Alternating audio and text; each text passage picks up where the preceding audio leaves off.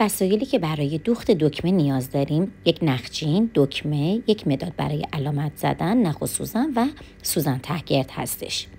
دوستای گلم، سجاف‌ها رو روی هم قرار میدیم و با مداد وسط هر جا دکمه رو یک علامت میزنیم تا به قسمت پشت کار علامت ها بیفته.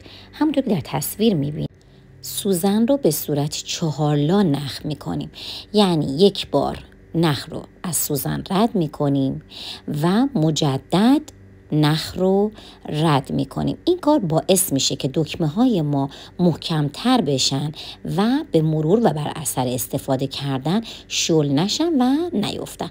گره میزنیم و از روی کار یک دوخت میریم، یعنی گره به روی کار بیفته و پشت کار فقط یک کوک ساده مشخصه. وقتی ما دکمه رو میدوزیم روی اون گره قرار میگیره و دیگه اثری از اون گره هم روی کار نمیبینیم. به این ترتیب دکمه ها رو میدوزیم. من دکمه اول رو با نخ غیر همرنگ دوختم تا شما کاملا ببینید. و در نهایت از یک نقطه به صورت رفت و برگشت چند بار سوزن رو رد می کنیم و از روی کار با نخچین نخ رو قیچی می کنیم تا فقط در پشت یک کوک ما ببینیم.